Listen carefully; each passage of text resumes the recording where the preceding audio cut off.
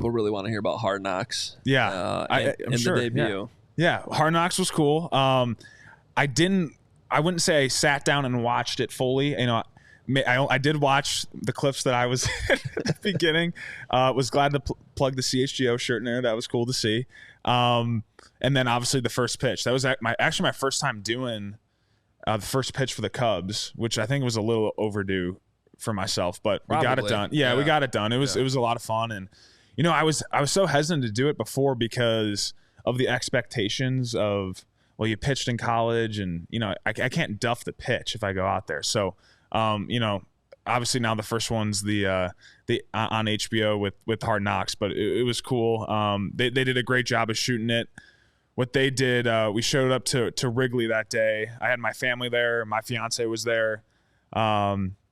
Whole crew following us around, which was really cool and a little invasive at times, but it was still pretty sweet. They mic'd up my fiance. They mic'd up my brother Casey, and you know, did the first pitch action, all that stuff. They got some really cool footage from that, and then we went up to a suite for a little bit, watched the game for a couple innings, and then ended up heading back up towards the Lake Forest to get some rest before the next practice day. But yeah, the Hard Knocks has been cool. I think I know there was some hesitancy about it, you know, going into it, and you know what it was really going to be like, and you know how was it going to be a distraction in the locker room. I think so far it's been pretty good, and you know, you noticed them the first week it was pretty noticeable, and you know, if you told me that they hadn't been there for the past week, you know, I wouldn't say you were wrong. So they've done a good job of blending in, getting the content they've needed, and you know, I think from a player's perspective, it's cool to have this, just because it's something that you can look back on, you know, when your career's over, and kind of say that you were part of, and that was documented. And you know,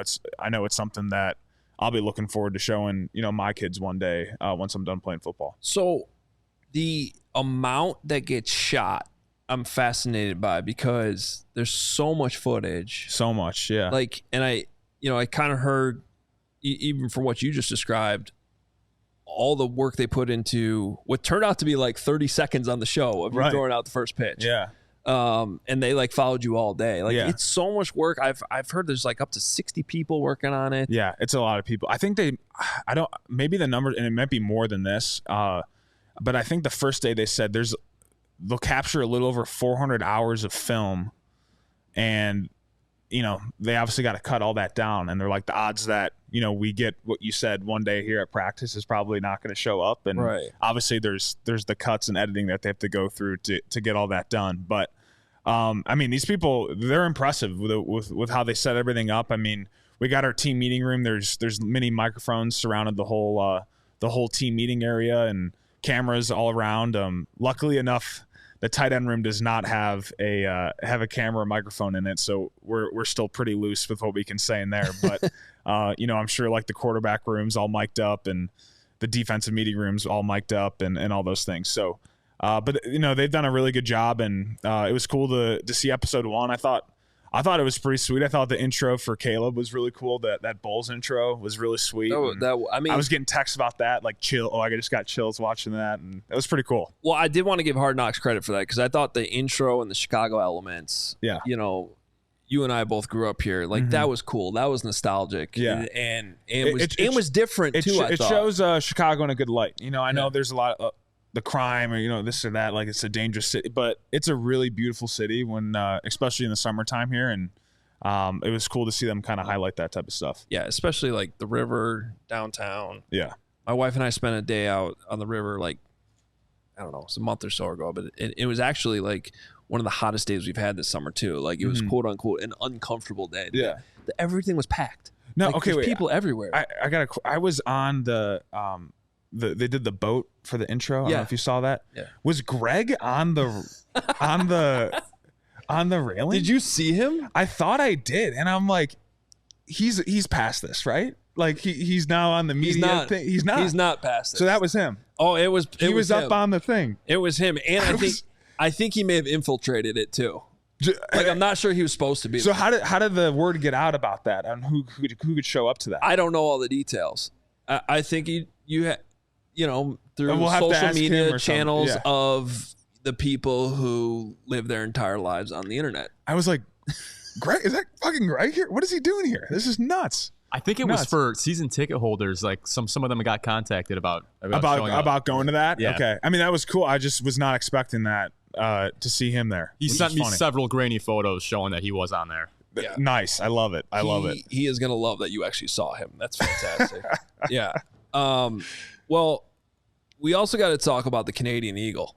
Oh yeah, how great was that? That was fantastic. Yeah, that was great. I think that's like, I don't want to call it hazing. The go up and sing a song. I think that's a really great and everyone really buys into it really well. So mine was I did "Don't Stop Believin'" as my song in front of everybody, and that was during COVID. I remember Cleo Mack called me out to do it, and it's a fun deal. It's you gotta have to do it and get up in front of the team and do all that stuff, but. Man, did Theo crush it. I mean, that was great. So is that great? You guys do that at one time on one evening, or is it at random points in training camp where somebody gets called up? So every team meeting, which is at the end of the day, I think that team meeting is around 5:00. We'll start clapping it up. A slow clap starts right at 5:00. Oh, okay. And we've been going in draft order. So obviously Caleb was first. You have to give name, school, signing bonus.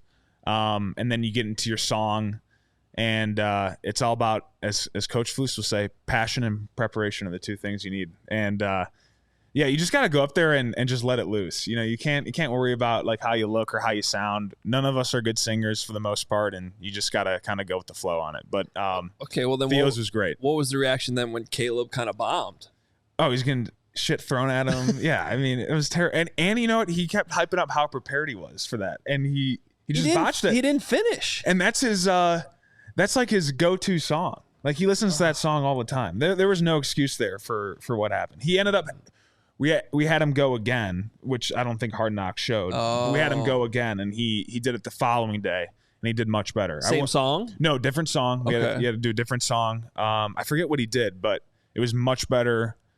It was not the best. The Theo's was the best so far, I think. But no, he did much better the second time around. But there's something to it when you can go up there and crank it out right away. So all right, well, I think that's breaking news, and people will probably be happy to hear that Caleb did much better the second. Yeah, he had to go a second time. Yeah, you can't say that type of signing bonus and not get through one song. Good. I'm glad. Yeah, that's the accountability you guys need in that locker room. Yeah, because you don't just get away with that. And I thought we had Tyson Bagent here at CHGO last week, and I think he was having a seizure or a heart attack or something when he heard the signing. Oh, that was hilarious. Yeah, I saw that clip. That was pretty funny. And then I do have to say Theo, although the best part about Theo's Canadian Eagle thing, shout out to Karan Amagaji with the cymbals. That's what that made it. Those little details are what make it. No, that was good. It's funny. Leo too. I mean, obviously Canadian.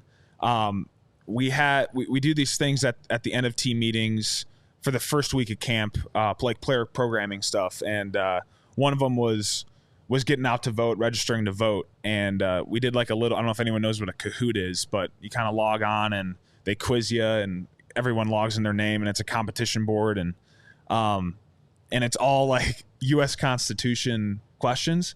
And in first place was Theo as the Canadian. And we just thought that was funny. Like, of course, the Canadian knows all the, U.S. Constitution stuff and things that, no one else knew that are all from here. I mean, he seems to be proud to be in America. As was shown in the scene. As was shown. That was great. Yeah, it was awesome. All right. Well, look, as we continue to do this show together, there's probably not going to be anything from an athletic achievement standpoint that I'll ever be